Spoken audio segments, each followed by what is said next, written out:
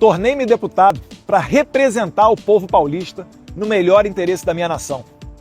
O que o ministro da Suprema Corte, Alexandre de Moraes, e os seus cúmplices estão tentando fazer é usar justamente o meu mandato como cabresto, como ferramenta de chantagem e coação do regime de exceção, como instrumento para me prender e impedir que eu represente os melhores interesses para o meu país. Seria mais confortável ficar quieto, recebendo um excelente salário e fingindo defender os paulistas e meus irmãos brasileiros do que enfrentar esse sistema covarde e desumano. Mas eu não aceitei esse chamado para ter conforto ou comodidade. Eu aceitei esse chamado para defender os valores da nossa civilização. Aceitei essa vocação como um compromisso não só com a minha família e a minha nação, mas como uma aliança com Deus, um voto de lealdade que apenas um homem com caráter e fé pode entender. Não irei me acovardar, não irei me submeter ao regime de exceção e os seus truques sujos. Assim sendo, da mesma forma que eu assumi o mandato parlamentar para representar a minha nação, eu abdico temporariamente dele, para seguir bem representando esses milhões de irmãos de pátria que me incumbiram dessa nobre missão. Irei me licenciar sem remuneração para que possa me dedicar integralmente e buscar as devidas sanções aos violadores de direitos humanos. Aqui, poderei focar em buscar as justas punições que Alexandre de Moraes e a sua Gestapo da Polícia Federal merecem. Vocês, homens de geleia, pequenos e vaidosos, não estão acostumados a lidar com homens de convicção. Acharam que iam me chantagear com os benefícios e regalias do cargo. Não poderiam errar mais miseravelmente. Os melhores parlamentares, verdadeiramente vocacionados, não são figuras caricatas apegadas aos títulos da burocracia. Abro mão de cabeça erguida de toda essa pompa para seguir firme na minha missão de trazer justiça para todos os tiranos violadores de direitos humanos mais básicos.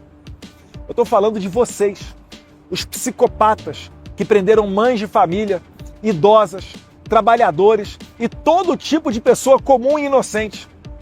Irei abraçar esse sacrifício com entusiasmo. Focarei 100% do meu tempo nessa única causa: fazer justiça. Criar um ambiente para anistiar os reféns de 8 de janeiro e demais perseguidos que fizeram parte do governo Bolsonaro, que estão pagando o preço da crueldade de um psicopata que sonha em prender Jair Bolsonaro e, imagina ele, que assim vai exterminar o maior movimento popular que a minha geração já testemunhou, o liderado pelo nosso eterno presidente Jair Messias Bolsonaro. Também não descansarei até construir o cenário internacional que permita eleições limpas, transparentes e com ampla participação da oposição. Não existe democracia num país que age como a Suprema Corte da Romênia ou a narcoditadura da Venezuela de Nicolás Maduro, onde os líderes da oposição, que arrastam multidões nas ruas, sejam impedidos de concorrer por conta de eufemismos desavergonhados de tiranos. Ressalto que a minha posição de deputado federal, ainda mais tendo sido o mais votado de toda a história do Brasil, bem como filho do presidente mais popular da história recente do país, me facilitava sim a abertura de portas internacionais. No entanto, essas portas já estão abertas. Agora, necessito de tempo e dedicação integral para seguir trabalhando e representando não só os paulistas, mas todos os brasileiros. Nessa jornada, só tenho a agradecer a Deus. Um filme passa na minha mente e entendo quão extraordinária é a providência divina. Poucos sabem disso, mas no mesmo dia que os deputados do PT peticionaram a PGR requisitando apreender o meu passaporte, em 27 de fevereiro, eu estava voando com a minha família para os Estados Unidos, num voo que eu havia comprado poucos dias antes. Provavelmente, nem o PT e nem Alexandre de Moraes esperavam que eu fosse passar o feriado de carnaval fora do Brasil, já que eu havia recém-retornado de minha viagem dos Estados Unidos 2 dias antes, em 25 de fevereiro. Eu não tenho nenhuma dúvida que Deus, em sua infinita sabedoria e bondade, protegeu a mim e a minha família, para que a minha missão de trazer justiça não fosse interrompida por esquemas e planinhos dos canalhas de ocasião. Dessa maneira, nunca imaginei que eu faria uma mala de 7 dias para não mais retornar para minha casa. Mas hoje vejo com clareza que Deus está me mostrando o caminho. Tenho certeza que o meu eleitor também entende que o meu trabalho, nesse momento, é muito mais importante aqui nos Estados Unidos do que no Brasil. Como defendia o professor Olavo de Carvalho, não se combate uma ditadura vivendo dentro dela. Todos no Brasil sabem que Alexandre de Moraes é capaz de fazer qualquer coisa, ainda que notoriamente ilegal ou inconstitucional, mesmo que exista um parecer contrário da PGR, como, aliás, ele já fez no passado. Falando em PGR, Moraes deu prazo para o procurador-geral de 5 dias para responder a um simples sim ou não acerca da apreensão do meu passaporte. Porém, já se passaram mais de 18 dias e nada do senhor Paulo Gonet responder. Seria ultrajante, mas, na atual democracia relativa brasileira, ninguém poderia se dizer surpreso com a apreensão do passaporte de um deputado e até mesmo a sua prisão sem motivo.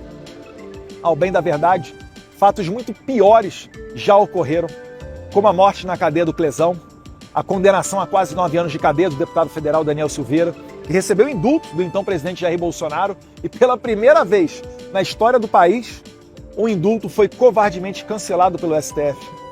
As prisões preventivas e injustificadas de Felipe Martins, Anderson Torres, Silvinei Vasquez e vários outros. Assim como as condenações a até 17 anos de prisão de senhorinhas como Iracina Gosch, de 71 anos de idade, ou a cabeleireira e mãe Débora Rodrigues dos Santos, presa por ter escrito de batom numa estátua a mesma frase dita pelo ministro do STF, Luiz Roberto Barroso, abre aspas, perdeu o mané, fecha aspas. Quem, em sã consciência, pode esperar algum tipo de pudor ou moralidade de um regime de exceção? Como alguém pode esperar justiça vinda de um pedido para prender o meu passaporte feita por deputados do PT e encaminhado diretamente para as mãos do Alexandre de Moraes sem sorteio ou distribuição? Ou seja, serei julgado por um inimigo declarado, pela mesma pessoa que eu tenho denunciado aqui no exterior.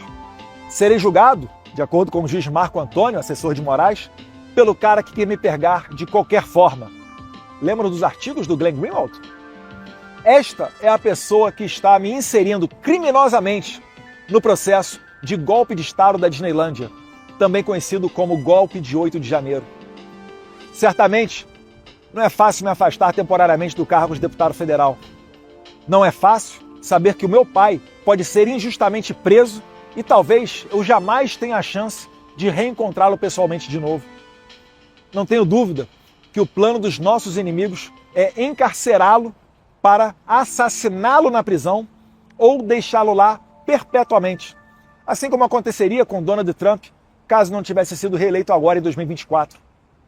Contudo, a vida é feita de decisões e sacrifícios. Se esse é o plano de Deus para a minha vida, entrego-me de corpo e alma, para que eu possa ser um instrumento de sua vontade, para que eu possa ser mais útil na libertação do meu país, para que eu possa parar a sanha totalitária de um psicopata sem limites.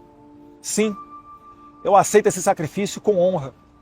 Vou morar longe dos meus amigos, dos meus familiares, da minha pátria, mas não descansarei até que a justiça seja feita e a minha nação seja libertada. Se Alexandre de Moraes quer apreender o meu passaporte, ou mesmo me prender, para que eu não possa mais denunciar os seus crimes nos Estados Unidos, então é justamente aqui que eu vou ficar e trabalhar mais do que nunca. Alexandre, a minha meta de vida será fazer você pagar por toda a sua crueldade com pessoas inocentes. Estarei focado integralmente nesse objetivo. Só retornarei quando você estiver devidamente punido pelos seus crimes, pelo seu abuso de autoridade. Finalizo comunicando ainda que, graças ao excelente trabalho desempenhado pelo líder do PL, deputado Sóstenes Cavalcante, que não se dobrou às pressões do PT, e também pela retidão e compromisso com a legalidade do presidente da Câmara, deputado Hugo Mota, que no meu lugar será nomeado o deputado federal gaúcho Zuco para a Comissão de Relações Exteriores e Defesa Nacional. Ele irá me ajudar institucionalmente a manter essa ponte com o governo Trump e o bom relacionamento com países democráticos e desenvolvidos. Juntos, nós iremos trabalhar na mais sagrada missão que um parlamentar pode ter, que é a de resgatar liberdades perdidas para o nosso Brasil. Que o Mundo Livre possa nos ajudar a manter viva essa nobre causa. Deus abençoe o Brasil e me dê os meios para cumprir a minha missão. Conto com o apoio de todos vocês, que assim como eu, travam essa honrada batalha pela liberdade. Deus, pátria, família e liberdade.